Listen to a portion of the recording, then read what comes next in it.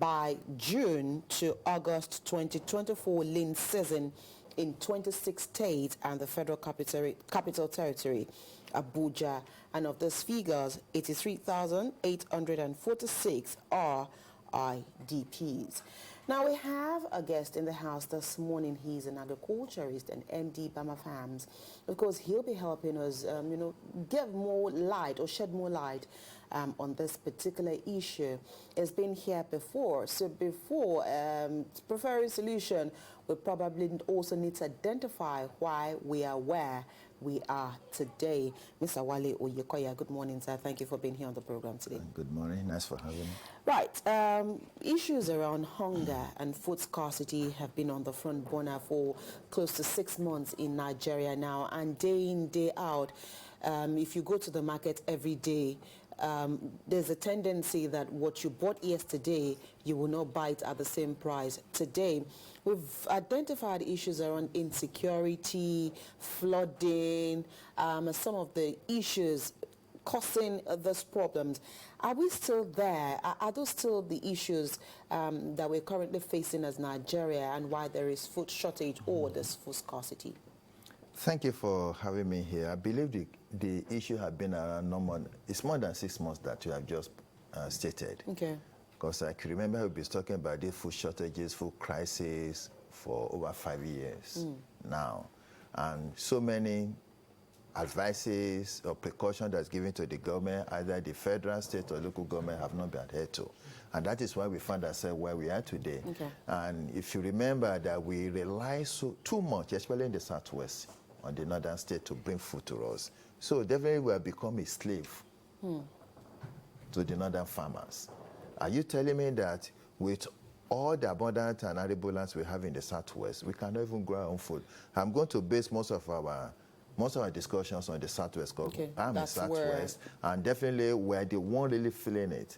Because we like it or not, all these northerners, when they produce, they still travel as far back over 750 kilometers and bring their products to Lagos. Yeah. So they bring their products here and they go back with billions of naira. You understand? So we need to really get out of this systematic degradation that we find ourselves in the Southwest. Okay. Because if you remember in the olden days where we used to produce cash crops, so are you telling me that there is a science or technology behind it that we cannot grow tomatoes or pepper in Southwest? Well, aren't we growing at all, or what we're growing is minimal? Because again, you just mentioned tomatoes, and sometimes you hear the Yoruba tomatoes and you hear the Hausa tomatoes, and I do understand currently what we have in the market now is more of the Yoruba tomatoes. And so is it that we're not growing, or what we're growing is rather small from what we depend on from the northern states? It has a multidimensional problems. First of all, the seed that we are really planting does not generate from Nigeria.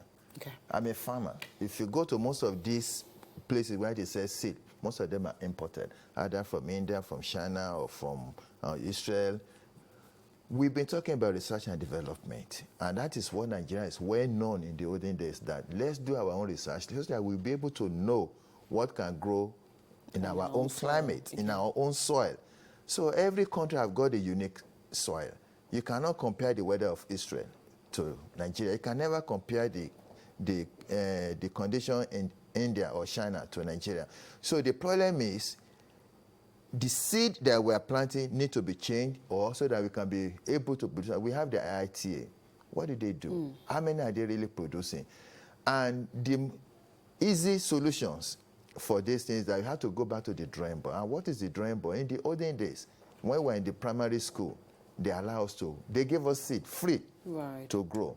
That way, when you are growing up, you get used to it that you can grow your own seed. You plant maize. It started germinating. You call your friend, come and look. My maize is germinating. Come and look at my bean. It's germinating. It's very fascinating.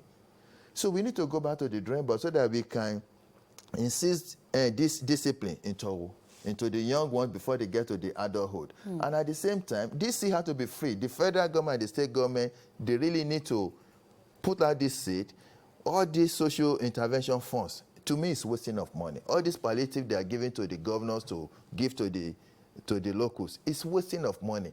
if you say you're marking about 100 billion, how are you sure that even 5 billion will be earmarked to the masses? Why can't they give this seed free to the kids in the primary school, in the secondary school, even the university level? Because remember, in the olden days, UI or Unife, everybody grow their own food. But nowadays, it's no more. What about the workers, either in the federal level, the state level, or the local government level? Give them free seed. Give them free fertilizer. They cannot eat it. What do they do with it? They plant it. And they be so happy that, oh, after closing work, they go back to their house and water this plant. You will see that they have abundance of food, and their disposable income will be enough for them at the end of the day. So they will, once you are able to satisfy your needs in terms of food, the congestion in the market will be reduced. It's practiced everywhere in the world. Either in China, that's what they call family farming. Either in US, that's what they call family farming. Okay. Family farming is just to get yourself, make sure that your kids wear this, especially on weekend, they don't do anything instead of them being glued to the television. Right, they can tend to their They farms. can tend to their farms, and they will grow. And by the time the kids grow something from their school, they will take it home also to their parents. Oh, you grow this, then we must do the same thing here. The same thing, that is for every student in the primary school or secondary school, and for the workers. What about the NYC? What are they doing? The NYC are there, they have a whole lot of lands over there. I remember one time there was intervention, they called me. And it was in Abuja that I should come and teach them how they can use this abundant land and farming. Well, I gave it to them, it's left for them to take it. Then there was a time also when we talk about this family farming during the regime of this minister, Nanono, during the Buhari. I gave him everything that if we can be able to practice family farming, but the government should be able to sacrifice to give them free seed and free fertilizers. Everybody be able to grow. And once you are grow all this tomato, pepper we are talking about, you know how I get fascinated with these plants. When I first got back to the US, I was doing constructions. Then, in the process of doing this drainage, there's some of them that ground pepper. They just throw the seed. Okay. And if you see how the tomato come up, I uprooted them, I take it to my backyard, and I planted. If you see how many baskets of you were able to harvest. I was able to harvest. So why can't we go back to the basic? Why everything should be palliative? Palliative. To me, all this palliative is nothing but fraud. Okay, beyond all this palliative, why is this? Where is this disconnect coming from? We have arable land in the southwest, and yet our leaders are not able to envision what we need to do to tackle this problem of food shortage. And then, aside from that, what are the other factors that you think are responsible for the food shortages that we have? It's very simple. I keep on saying that our state governors have a lot to do. They've been so fixated that all their minds, all their focus is on the federal allocated money. And once the money is allocated to them, what do? Most of them change it to dollars. Instead of them to use the money they went to Abuja to collect to develop their state, they will not do it. And number one is another security. Without security... But they will tell you that they are developing their states, constructing buildings, constructing roads. What about agriculture? Agriculture is the main thing everywhere in the world. If you cannot feed your citizens, you don't want to be called a nation. And that is what is happening in Nigeria now. How could you be buying a basket of tomato for 120,000? And these governors should be ashamed of themselves. This is something that can grow in your backyard. And within 1 hectare of land, I can't imagine how many baskets of tomatoes I could get. Even Dangote tried one time when he wanted to start the tomato. Yes, he was frustrated because the seed that was planted then was imported, and there's something they call this disease that came around that time that eat up the whole thing because the seed were not developed for our own climate. Okay. That's the problem we keep on having. And I keep on saying, we cannot keep on blaming the federal government. Do we expect the president to grow tomato in Aso Rock? Why are we saying being power, when we have so many land? Even within the environment of AirTV here, I'm sure there's still some little empty land that we can even plant. Everywhere you wanted to concrete. What are you doing with all this? Well, are the incentives there to attract people to want to go into farming? It's not there. That's why I'm talking about that. The federal government, the orientation is very important. The Malaysia that come and take our seed of oil palm, if you go towards all their streets, they planted this oil palm. that is yielding fruits. It's encouragement. See, when you enter into a nation, especially in the highways, in the express road, that is how you're going to know if a nation is serious about agriculture.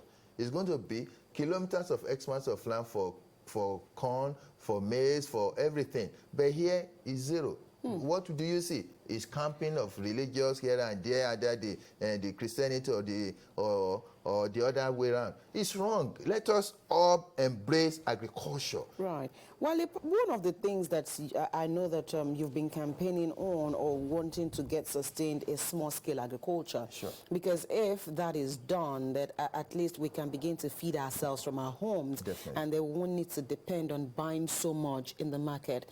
But you've also mentioned here, so some of us, we don't live in our personal homes. We live in rented places.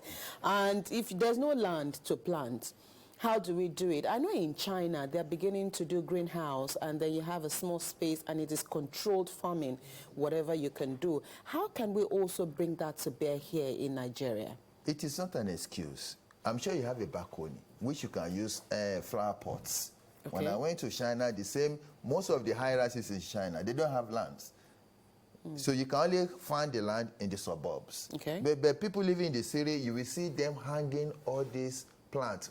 It's not just another plant. It's tomatoes, peppers, green onions. And when they come back, the only two things that plants need, sunlight and water. If you don't get the rain, you can wet it. And that's another thing that is troubling us in Nigeria. We are nothing but a rain-fed nation. What happened to the irrigations? During the dry season now, everybody will be looking at, there's no tomato, there's no this. So if you remember, almost about 12 years ago, the Northerners, when they strike and refuse to bring all their farm produce to the west, especially to the Lagos. When you talk of Southwest, it's nothing but Lagos. Because if you know how much tomatoes we are buying in a daily basis in Lagos, is almost about nothing less than about 5 billion naira. Okay, as much as we are trying to blame our governors, our local government chairmen for not doing the needful in terms of policies as regards agriculture, is it true that our climate is also playing a role in the food shortage problem that we have in the country? Well, we have climate problem all over the world, and every nation is trying to salvage it. And our climate is not that too bad in Nigeria. Not every state are flooded. Lagos is not that as flooded as other states. Ogun State has one of the best land, and the same thing in Oyo State. So what could even really come out from 5 states out of the 6 states in Southwest to come and feed Lagos? It's enormous. In each state of those 5 states, if they are really serious about agriculture, they could be making nothing less than 30 billion naira every month for the IGR. 30 billion, that's a lot.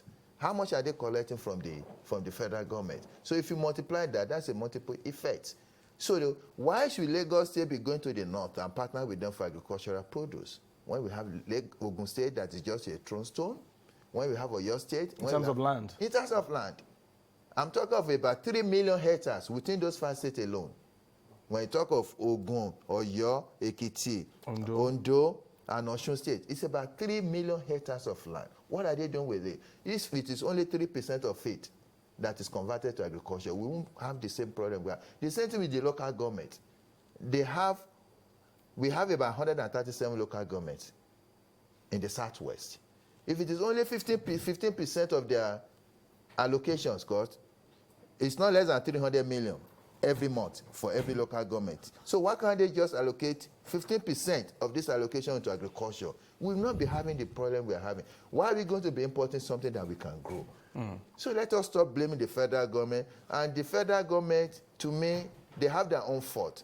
All these social intervention funds or these palliative funds, they should be able to allocate it. Either they are going to import seed for now, because we're in the situation that is very dear right now. Okay. If you cannot be able to channel the money to create our own seed, then let us buy and monitor it. Let me quickly ride on what you just said now, talking about research and funding. I know throughout this conversation you've been talking about imported seeds, and yet you talked about the fact that this is the time that we need to start at least knowing what will grow on our own land. So how much of lip service is government paying to, we have the IITA in Ibadan, and so if we cannot begin to fund research here and begin to develop our own seeds, I mean, it will not be bad if not also Nigeria sells seeds to other parts of the country. So what do we need to do as a government and as a nation to ensure that we also fund research and also get ourselves to produce our own seeds so that farmers can also... Jibola, we remember our guest who was here days ago. She's a tomato farmer. She also talked about the same thing, comparing prices with the kind of seeds that farmers do buy. How sustainable is it that as a country we'll continue to buy imported seeds? Actually, I brought the sample of the seed that is being, but it's not more than this, and I bet you it's being sold for like 20,000 naira. And how many seed do you have inside? Maybe like about 25. And not every 25 will germinate. So definitely you're losing a lot of money. So if we can be able to produce our own seed in this country, a lot of costs will be reduced. Okay, I was reading a particular story in one of the dailies today, wherein the Ogun State government is planning to give 2.5 million each to youth and, of course, give them land. Would that make any impact at all? See, one thing with our politicians is that there's too many political statements. And at the end of the day, if you say you're allocating 2.5 million naira to a farmers, who is going to supervise it? How good is implementations? We have so many policies, but implementation is the issue. The same thing with the federal government. They will roll out so many billions, trillions of naira. They say they are supporting agriculture. I'm a practicing farmer. I know some of these funds. It's not getting to the farmers. We have complained several times, but you know, because we are not politicians, they believe that it's only the politician that can be sharing the money. But once money gets to the politician's money, it doesn't get out. It goes to their constituency and they keep it for the next election. So we citizens need to be demanding. We need to go to our Minister of Agriculture that what's the Minister of Agriculture? What is the purpose? The purpose of Minister of Agriculture is to be able to guide the local farmers that, yes, because farmers are the backbone of any nation. We like it or not. That is why we are suffering it. Rice production is supposed to be a lot more easier. Lagos State are trying their possible best to have rice milling, but they don't have the raw materials. So what do? I advise them, apply for the federal government so that you can bring the raw paddy. So that you'll be able to process. So why are we suffering our people when you know you cannot produce something? But the Southwest governors, they met recently and they instructed their commissioners of agriculture to meet and, of course, fashion ways of ensuring that we have a food security in Southwest. Isn't that a right step in the right direction? It's a right step. That is, if all these commissioners what they are doing. And some of these commissioners I'm talking about, they don't even know about farming. I don't want to mention states. I don't want to mention names. They put people that they can control. They put people that can channel the money coming to agriculture, that they know where those money be going. What they have to do is to call the stakeholders. It's not rocket science. It's not rocket science. You might not know, but you can have people who can help you in that direction. I mean, it's not everybody. Why should I be begging government when you know the people that can do it? I'm not a beggar. I know what I'm but have you approached government? You can contribute so many. your quota. Both in Lagos State and Ogun State are listening. There are so many ways we can do this, and they just tell you that they hear you. But instead of them to really call the stakeholder that really know about this thing, and that is why we keep on suffering, because the money goes to the wrong hands. In Lagos, how many research and development do we have that are researching on all this thing I'm talking about? There's no single research in Lagos. Even the whole of Lagos, how many tractors do we have that we want to help these farmers? How many tractors do we have? How many bulldozers do we have? It's zero.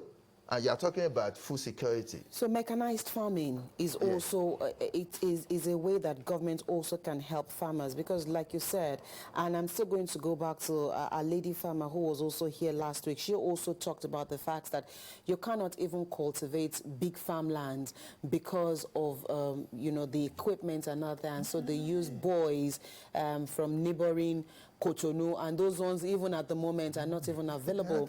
So if we're serious about overcoming food shortages, can we also begin to look at collaboration? Jibola mentioned Southwestern governors just less than 2 weeks ago having a meeting. So when the governors meet, or when they also meet at the federal level, what are some of the things that we must begin to prioritize so that as a country, as a state, as local government, we can actually nip in the bud issues around food security? The lady you are talking about is right. Because, like myself, I keep on making myself an example because I'm a practical farmer. People look at me and say, yeah, farmer, yeah, come and look at my farm. There are so many me that have been to my farm. I have over 100 acres of land. I don't have a single tractor. I've applied several times. And tractor is not something you can just go to the market and say, I want to buy this. It's not like cars. So this is where the government really need to come in. That's why I really give kudos to this Niger State governor that brought about 1,000. You can imagine if 1,000 tractors enter to a state, you will know what you feel the impact. You will feel the impact. No single one in Lagos State. Even on Lagos State that Ogun State you are talking about. So back to mechanization. Yes, our own seed is part of the mechanization. Because if we are able to get our own seed, because ordinary maize, if we throw into a fertile line, it will grow, it will germinate.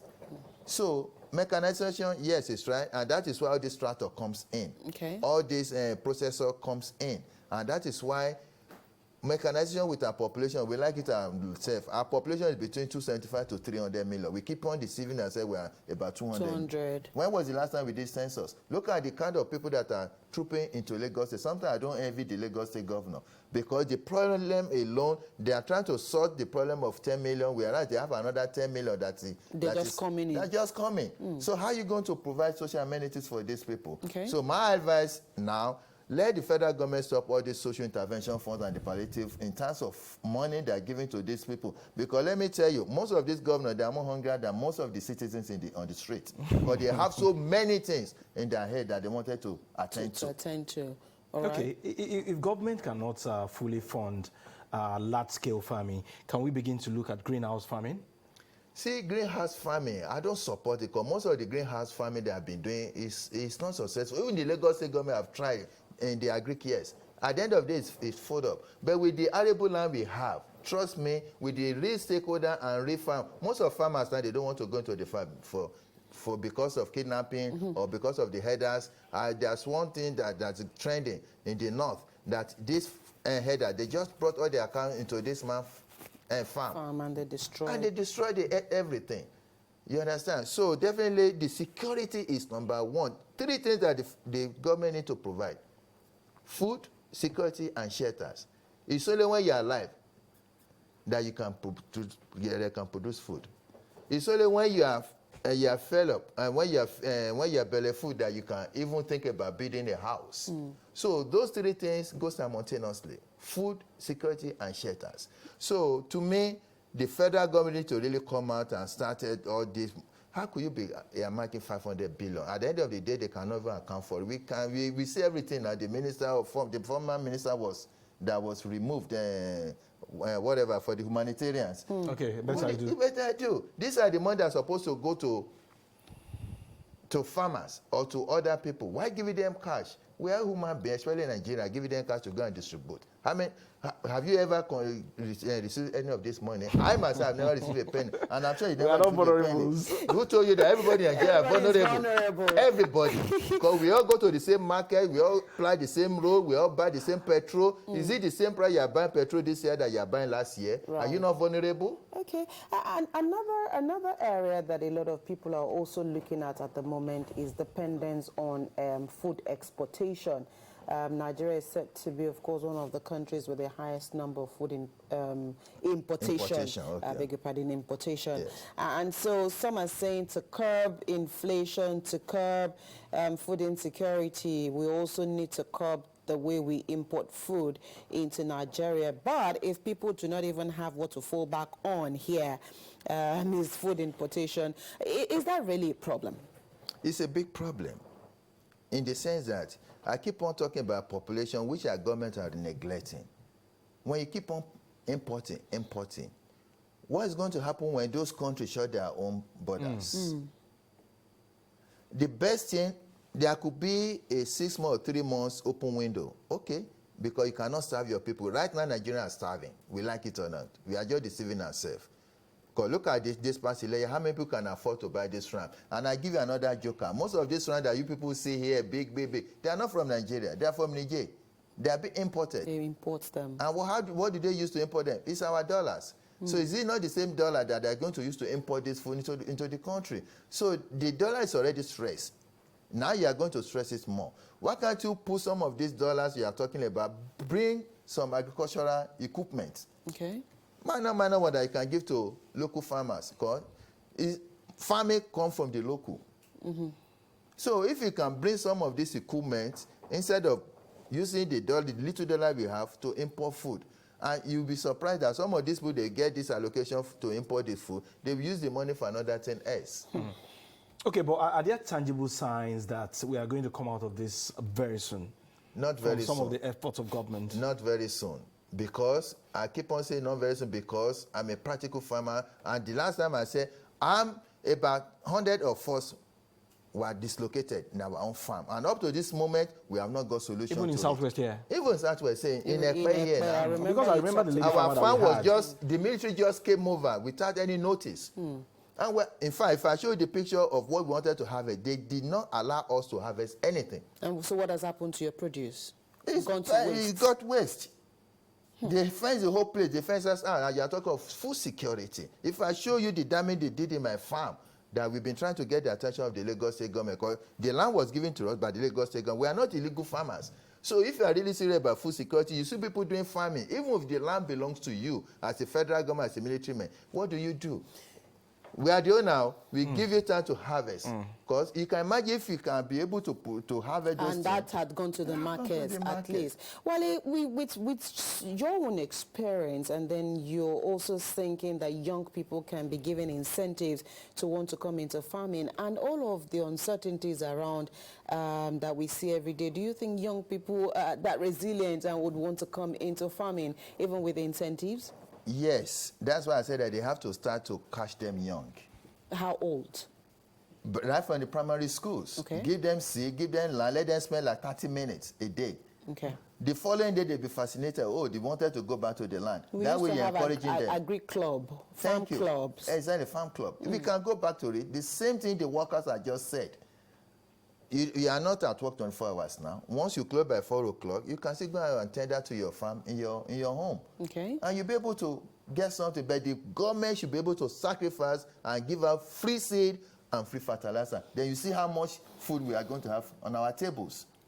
All right, we'll have to leave this conversation here this morning. Thank you so much, Wale Oyekoya, agriculturist and MD Bama Farms, for finding time to be here on the program. We just hope that government at all levels, will stop paying lip service to issues around agriculture and accord that sector the right priority. Again, thank you for coming on the program.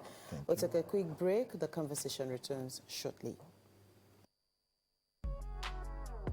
The views expressed on this program do not represent that of the producer, management of Lagos Television, or the Lagos State Government.